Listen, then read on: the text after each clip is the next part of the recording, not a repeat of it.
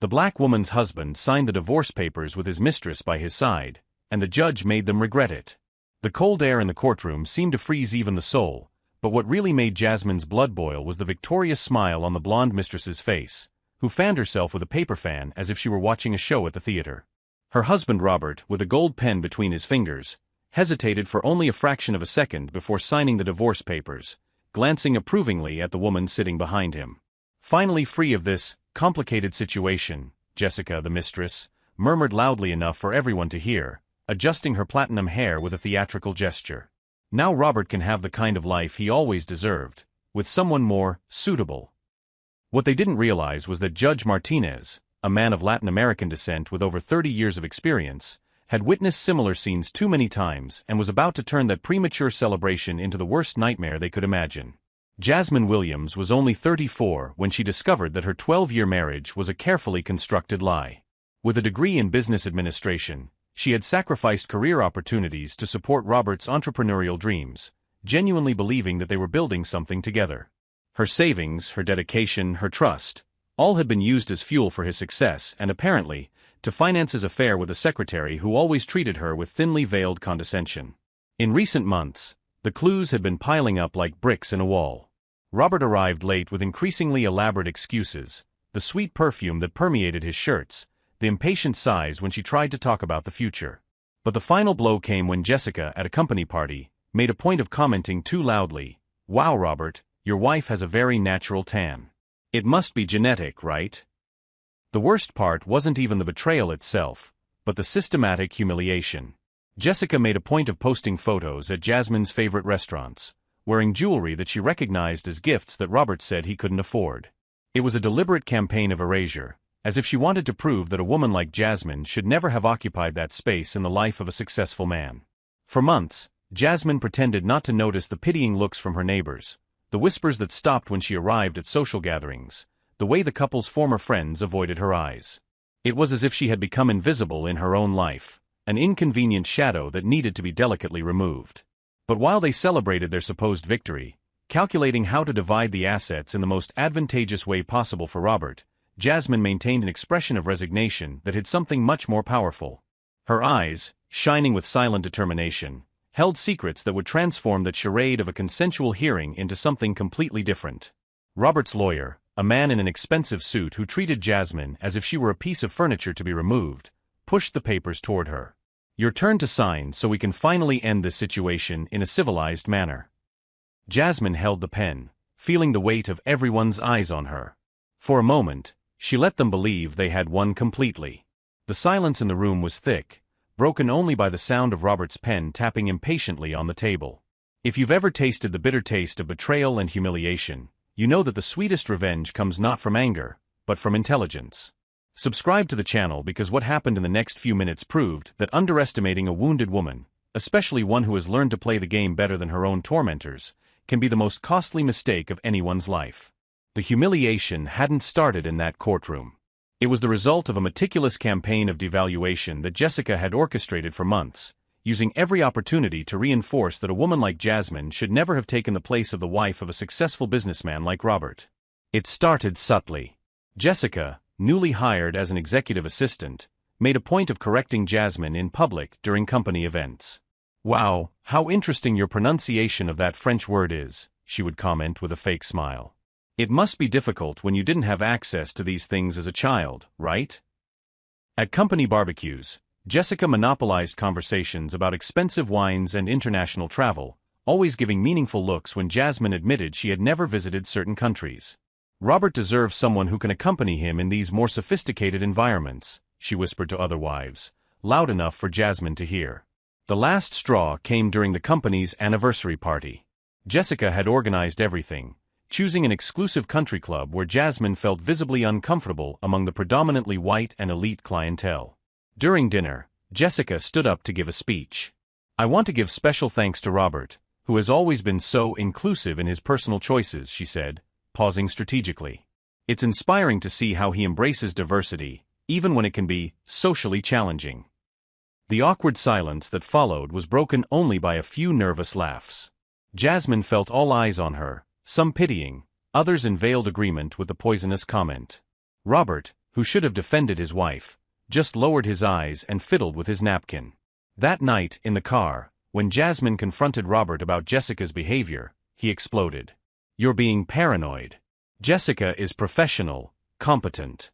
Maybe you should learn from her instead of making up intrigues." "Making up intrigues?" Jasmine repeated, incredulous. "Robert, she practically said in front of everyone that you lowered yourself by marrying me." "That's not what she said, and you know it. You're twisting everything because you're jealous of her education, the way she behaves in society." His words were like a slap in the face. Right then and there, Jasmine realized that the emotional betrayal had begun long before the physical one. Robert had already chosen his side, and it wasn't hers. The following months were a masterclass in psychological humiliation. Jessica began appearing in photos on Robert's social media, always at business events where Jasmine was not present. "Important work meeting," he explained. "Not appropriate for wives." But when Jasmine discovered that Jessica was posting stories from those same events in romantic restaurants, with candles and champagne, the lie became crystal clear. She confronted Robert again, this time with screenshots of the posts. "This is work, Jasmine. If you don't trust me, maybe the problem is with you," he replied, turning the situation around with a coldness she had never seen before. "Jessica understands my business world. She speaks 3 languages, has an MBA, knows the right people. Sometimes I need someone who can adequately represent the company."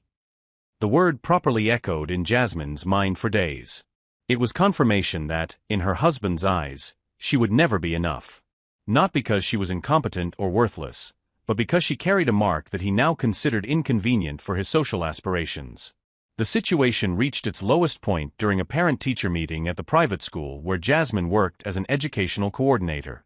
Jessica accompanied Robert to discuss opportunities for educational partnerships between the school and his company.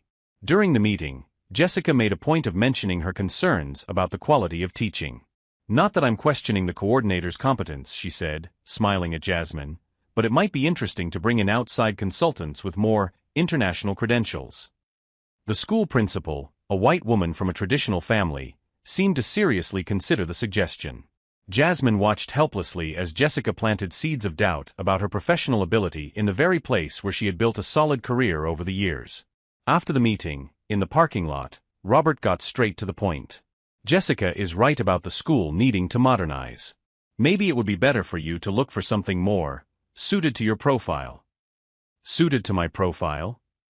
Jasmine repeated, feeling anger rising. "What profile, Robert? Just say it." "You know what I'm talking about," he replied, avoiding her gaze. "Places where you feel more comfortable." At that moment, Jasmine understood that she had lost not only her husband, but also the illusion that love could overcome deeply rooted prejudices. Robert wasn't just falling in love with another woman, he was ashamed of his own choice to marry her. But Jessica made a crucial mistake. In her arrogance, she completely underestimated the woman she was trying to destroy. For months, Jasmine had remained silent, not out of weakness, but out of strategy. Every humiliation, every poisonous comment, every look of contempt had been carefully filed away in her memory. Jasmine Williams was not just an educational coordinator. She was a woman who had grown up facing subtle and not-so-subtle prejudice her entire life. She had learned that the best way to deal with discrimination was not direct confrontation, but meticulous preparation for the right moment to act. And while Robert and Jessica planned their future on the ruins of her marriage, Jasmine was already 3 steps ahead, devising something that would turn their arrogance into their own trap. They thought they knew the game, but they had no idea they were dealing with someone who had spent her entire life learning to play better than her opponents. What they didn't know was that every act of contempt had strengthened something within her that privileged people could never understand. The quiet determination of someone who had weathered much worse storms and learned that true strength comes not from anger, but from intelligence applied at the right moment. The discovery came unexpectedly, during a routine visit to the bank to check joint account statements. Jasmine had noticed some strange transactions and decided to investigate personally, taking advantage of the fact that Robert was on yet another of his urgent business trips with Jessica. The manager, Mr. Thompson, a cordial man who had known the couple for years, seemed uncomfortable when she asked about the recent transfers. "Mrs. Williams, it might be best to discuss this with your husband present," he said, avoiding her gaze. "Why? It's my account too," Jasmine replied firmly. I have a right to know where our money is being spent. After some hesitation, Thompson revealed information that made Jasmine's blood run cold. Over the past 6 months, Robert had transferred more than $200,000 to an account in the name of Jessica Martinez. The mistress had even changed her last name to sound more professional. In addition, he had opened a personal line of credit using the house as collateral, all without her knowledge. "There's something else that's troubling," Thompson murmured, lowering his voice. "Your husband was here last week with divorce papers, asking about procedures to transfer all the assets to his name. He said you had agreed to sign everything." Jasmine felt the world spin. Robert wasn't just planning to get rid of her, he was systematically stealing everything they had built together, laying the groundwork to leave her with nothing. The cruelty ran even deeper than she had imagined. That night, when Robert called from Boston to give his usual excuse, Jasmine managed to keep her voice calm. "How's the conference, honey?" "Very productive. I'm learning a lot from the partners here," he replied, unaware that Jessica had posted a photo of them toasting champagne at a romantic Miami restaurant just 2 hours earlier. "That's great, Robert. I'm very proud of you." The silence on the other end of the line was revealing. He hadn't expected support, he had expected confrontation.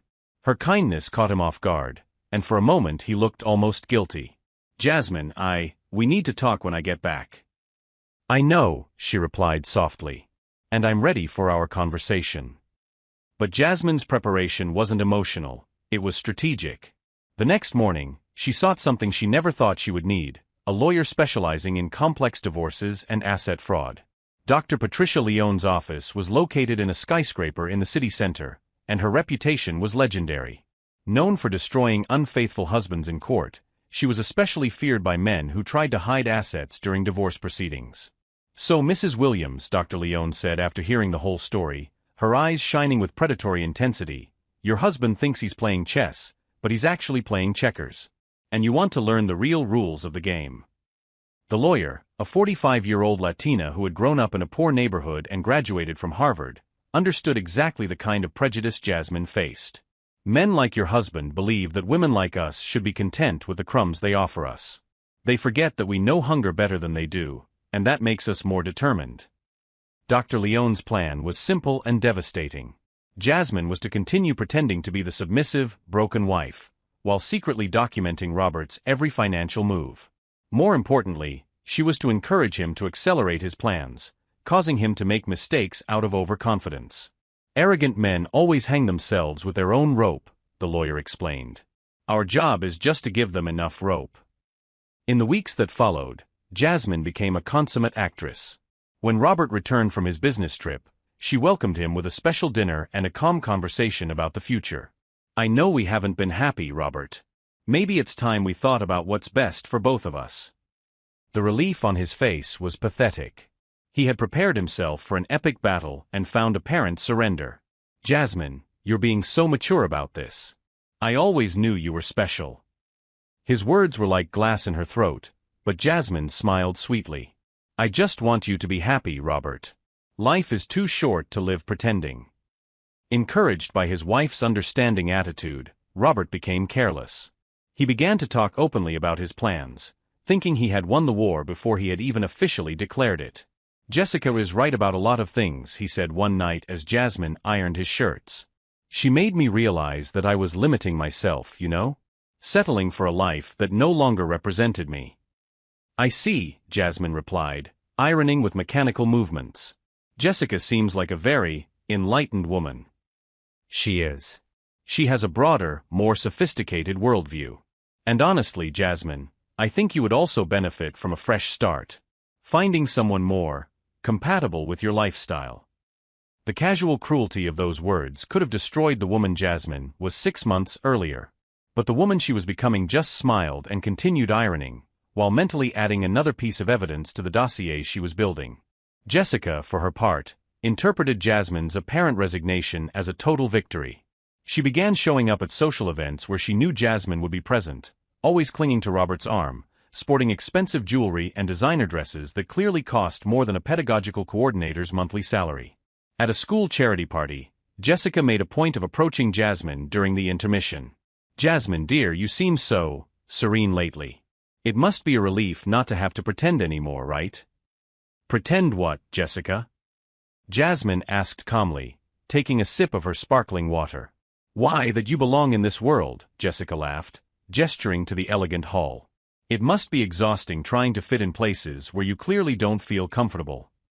You're right, Jasmine replied, surprising Jessica with her agreement. It really is exhausting to pretend to be someone we're not. Jessica interpreted the response as an admission of defeat and smiled victoriously. I'm glad you're finally being honest with yourself. Robert deserves someone who can accompany him in all aspects of his life. What Jessica didn't realize was that every poisonous word, every gesture of superiority, every display of cruelty was being carefully catalogued. Jasmine had learned to turn humiliation into fuel, and each insult only strengthened her resolve. Dr. Leone was impressed by the amount of evidence Jasmine had managed to gather in such a short time. Recorded conversations where Robert openly discussed the transfer of assets, screenshots of Jessica's social media showing a lifestyle impossible on a secretary's salary, bank statements revealing systematic transfers, and even photos of business trips that were clearly romantic vacations. You have a talent for this, commented the lawyer, leafing through the dossier. Many clients come here with a broken heart but no evidence. You came with both, a broken heart and the evidence to fix it. The decisive moment came when Robert, drunk with his own arrogance, made the mistake Dr. Leone had been waiting for. During a romantic dinner he thought was private, Jessica filmed him toasting to our uncomplicated future. In the video, he spoke openly about how he had solved the problem of the division of assets, and how they would soon be free to live as they deserve. Jessica, wanting to show off her victory, posted excerpts from the video on her social media with hashtags such as #NewChapter and #LifeIDeserve.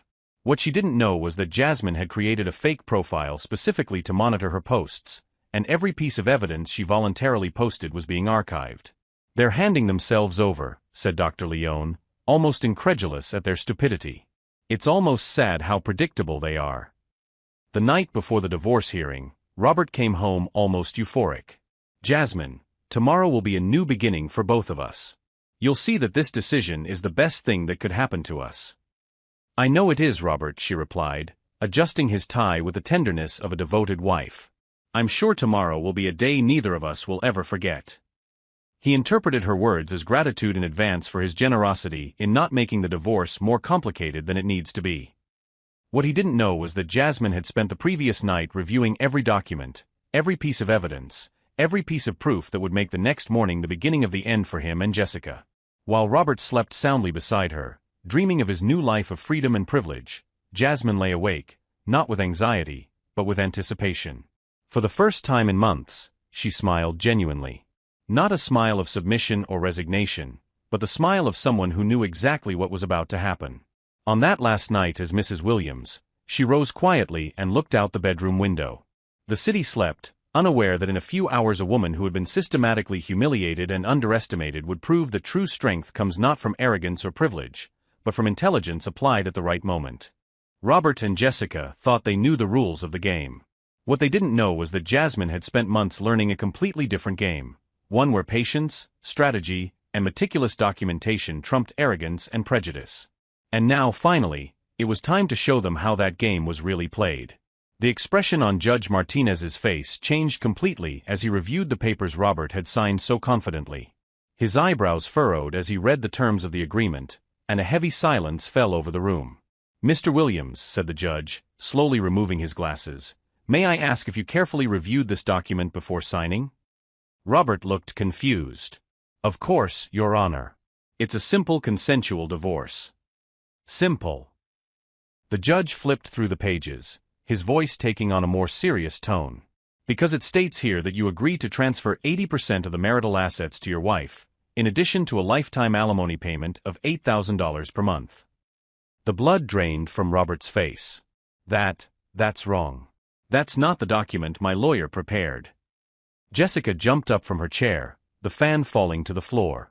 What's going on? Robert, you said everything was settled. Dr. Leone rose elegantly. Your Honor, I would like to clarify the situation. My client has been the victim of a systematic attempt at marital fraud for the past 6 months. She opened her leather briefcase and began laying documents on the table with the precision of a surgeon. I have here bank statements showing unauthorized transfers totaling $247,000 to an account in the name of Jessica Martinez. Jessica turned pale. That's a lie. I never.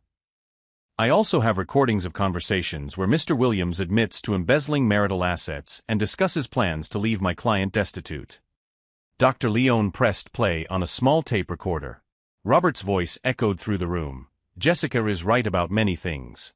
She made me realize that I was limiting myself, settling for a life that no longer represented me. The recording continued with Robert describing how he had solved the problem of the division of assets, and how they would soon be free to live as they deserve. Robert tried to stand up. That was taken out of context. You can't. Silence. The judge banged his gavel hard. Is there more evidence, Doctor? Yes, Your Honor. She produced printouts from social media. Ms. Martinez meticulously documented her use of the embezzled money, posting photos of luxury restaurants, expensive trips, and jewelry purchased with marital funds. One of the images showed Jessica toasting champagne in a restaurant, with the caption, "Finally living the life I deserve. #new chapter #life upgrade." She also had the imprudence to record and post a video where the couple celebrates being free of complications and toasts to a future without baggage. The video was played, showing Robert and Jessica at an intimate dinner, with him clearly saying, "Tomorrow I'll sign the papers and we'll finally be rid of this uncomfortable situation." Jessica began to stammer desperately. "Robert, you told me she had agreed to everything. You assured me there would be no problems." "Shut up, Jessica." Robert exploded, realizing that her every word only confirmed the accusations. Judge Martinez leaned forward, his voice laden with indignation. "Mr. Williams, not only did you attempt to defraud your wife, you had the audacity to bring your accomplice into this courtroom as if she were a trophy." Dr. Leone continued relentlessly. "Your Honor, we also discovered that Mr. Williams used the marital home as collateral for loans intended to finance his mistress's lifestyle, all without my client's knowledge. And there's more. He was planning a month-long trip to Europe with Ms. Martinez, using funds that would legally belong to my client after the divorce. She produced receipts for first-class airline tickets and reservations at 5-star hotels. Estimated total cost of the trip, $75,000. Jessica began to verbally attack Robert.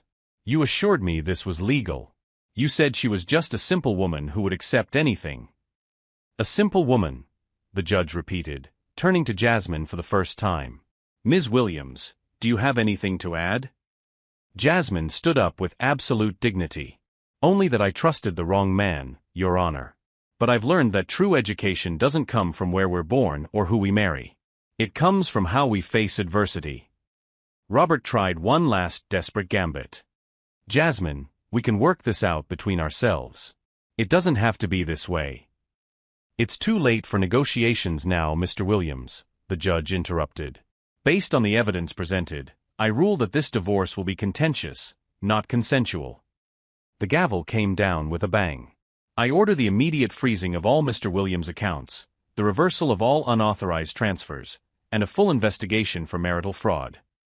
Jessica collapsed into her chair, whispering, "My God, what have we done?" Robert remained standing, trembling, finally realizing that he had been completely outmaneuvered by the woman he considered inferior. How did you know?" Jasmine stared at him with devastating calm. "You underestimated me, Robert. You thought I would accept any crumbs because you consider me less than you. But you forgot that women like me learn early on to be smarter than our opponents." Robert's lawyer frantically tried to reorganize his papers, but it was clear that there was nothing left to do. His client had signed his own sentence. "The hearing is adjourned," announced the judge.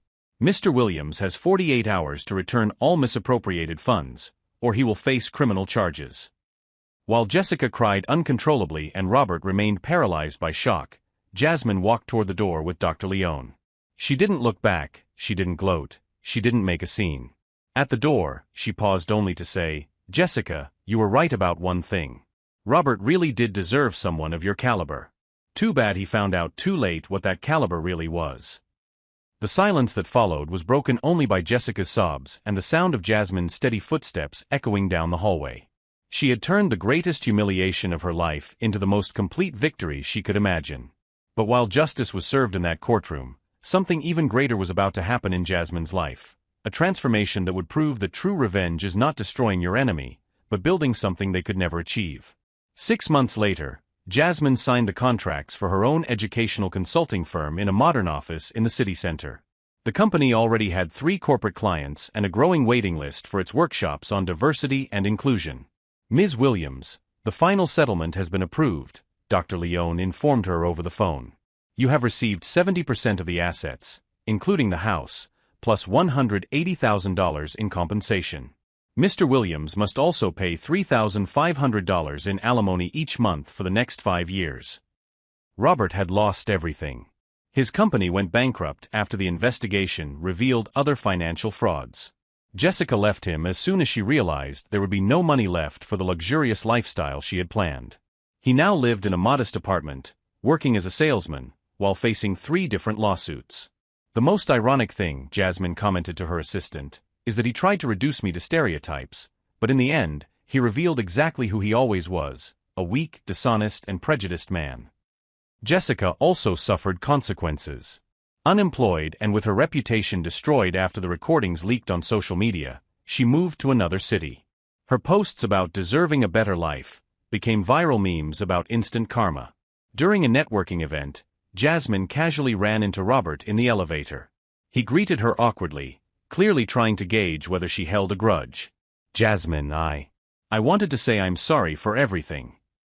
She looked at him calmly. "Robert, you did me a favor. You forced me to discover my true strength."